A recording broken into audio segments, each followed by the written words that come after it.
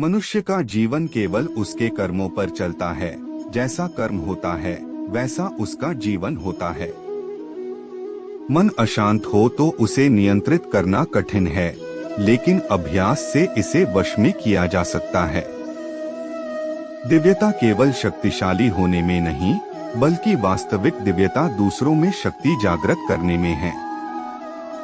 मन की गतिविधियों, होश, श्वास और भावनाओं के माध्यम से भगवान की शक्ति सदा तुम्हारे साथ है। जीवन में वाणी को संयम में रखना अनिवार्य है, क्योंकि वाणी से दिए हुए घाव कभी भरे नहीं जा सकते। जब हम स्वयं जीवन के शिल्पकार हैं, तो चलो हम अपनी मुश्किलों को हराते हैं, जीवन में मुस्कुराते हैं। एक बार माफ करके अच्छे बन जाओ, पर दोबारा उसी इंसान पर भरोसा करके बेवकूफ कभी न बनो। न हार चाहिए न जीत चाहिए। जीवन में अच्छी सफलता के लिए परिवार और कुछ मित्र का साथ चाहिए। रिश्तों को निभाने के लिए वक्त निकालिए, कहीं ऐसा न हो जब आपके पास वक्त हो तो रिश्ता ही न बचे। वह जो इस ज्ञान में विश्वास नहीं रखते, मुझे प्राप्त किए बिना जन्म और मृत्यु के चक्र का अनुगमन करते हैं। लोग आपके अपमान के बारे में हमेशा बात करेंगे। सम्मानित व्यक्ति के लिए अपमान मृत्यु से भी बदतर है।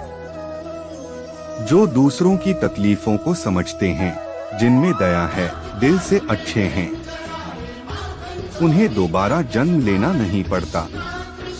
जीवन में आधे दुख इस वजह से आते हैं क्योंकि हमने उनसे आशाएं रखी जिनसे हमें नहीं रखनी चाहिए थी। जीवन में समय चाहे जैसा भी हो, परिवार के साथ रहो। सुख हो तो बढ़ जाता है और दुख हो तो बट जाता है। इस संसार में मूर्ख व्यक्ति, अधर्मी, अज्ञानी व नास्तिक प्रकृति का व्यक्ति मेरी शरण स्वीकार नहीं कर सकता। ज्ञानी व्यक्ति को कर्म के प्रतिफल की अपेक्षा कर रहे अज्ञानी व्यक्ति के दिमाग को अस्थिर नहीं करना चाहिए। अपने जीवन में कभी भी ना किसी को आनंद में वचन दे, ना क्रोध में उत्तर दे और ना ही दुख में कभी निर्णय ले। किसी और का काम पूर्णता से करने से कहीं अच्छा है कि अपना काम करें, भले ही उसे अपूर्णता से करना पड़े। कृष्ण कहते हैं, जैसे प्राणी अपने पुराने कपड़ों उतार कर फेंक देता है, नए को धारण करता है, उसी प्रकार यह आत्मा पुराने शरीर से त्याग करके नया शरीर प्राप्त करती है। पर दोबारा उसी इंसान पर भरोसा करके बेवकूफ कभी न बनो।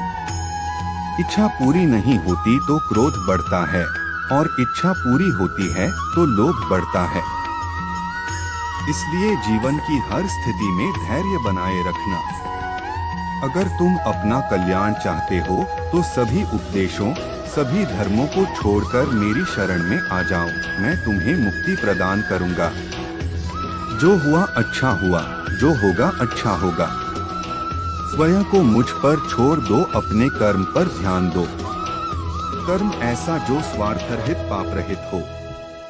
कृष्ण ने दुष्टों को भी अपनी गलती सुधारने का मौका दिया, क्योंकि वो किसी मनुष्य को नहीं, उसके अंदर के बुराई को मारना चाहते थे।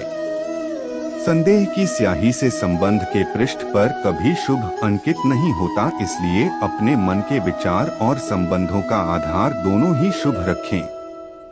मोहग्रस्त होकर अपने कर्तव्य पथ से हट जाना मूर्खता है, क्योंकि इससे ना तो तुम्हें स्वर्ग की प्राप्ति होगी और ना ही तुम्हारी कीर्ति बढ़ेगी।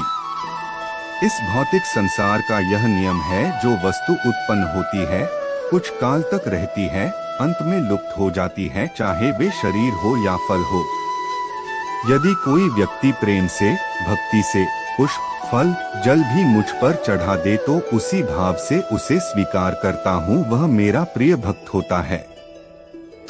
उससे मत डरो जो वास्तविक नहीं है, ना कभी था ना कभी होगा। जो वास्तविक है वो हमेशा था और उसे कभी नष्ट नहीं किया जा सकता। जीवन में आधे दुख इस कारण जन्म लेते हैं क्योंकि हमारी आशाएं बड़ी होती हैं। इन आशाओं का त्याग करके देखो, जीवन में सुख ही सुख है। अपने परम भक्तों जो हमेशा मेरा स्मरण या एक चित्त मन से मेरा पूजन करते हैं, मैं व्यक्तिगत रूप से उनके कल्याण का उत्तरदायित्व लेता हूँ। जन्म लेने वाले के लिए मृत्यु उतनी ही निश्चित है जितना कि मृत होने वाले के लिए जन्म लेना।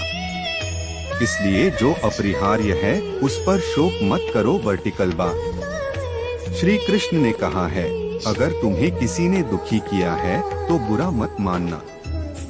लोग उसी पेड़ पर पत्थर मारते हैं जिस पेड़ पर ज्यादा मीठे फल होते हैं। अंतकाल में जो मनुष्य मेरा स्मरण करते हुए देह त्याग करता है वह मेरी शरण में आता है।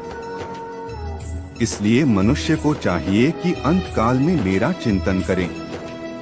यह सच बात है कि भूल करके इंसान कुछ सीखता है, परंतु इसका यह मतलब नहीं कि वह जीवन भर भूल करता रहे और कहे कि हम सीख रहे हैं।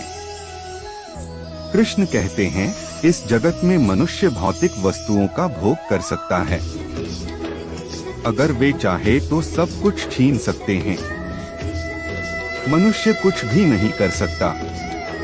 स्वार्थ से रिश्ते बनाने की कितनी भी कोशिश करें, वो कभी नहीं बनते हैं। और प्रेम से बने रिश्तों को कितना भी तोड़ने की कोशिश करें, वो कभी नहीं टूटते।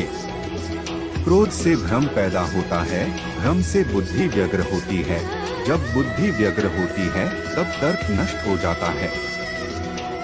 जब तर्क नष्ट होता है तब व्यक्ति का पतन हो जाता है। आत्मा न तो जन्म लेती है, न कभी मरती है, और न ही इसे कभी जलाया जा सकता है, न ही पानी से गीला किया जा सकता है। आत्मा अमर और अविनाशी है। अगर व्यक्ति शिक्षा से पहले संस्कार, व्यापार से पहले व्यवहार और भगवान से पहले माता पिता को पहचान ले तो जिंदगी में कभी कोई कठिनाई नहीं आएगी। कृष्ण कहते हैं, जैसे प्राणी अपने पुराने कपड़ों उतार कर फेंक देता है, नए को धारण करता है, उसी प्रकार यह आत्मा पुराने शरीर से त्याग करके नया शरीर प्राप्त करती है। दोस्तों, वीडियो अच्छी लगी हो तो वीडियो को एक लाइक और चैनल को सब्सक्राइब जरूर करें। बोलो जय श्री राम।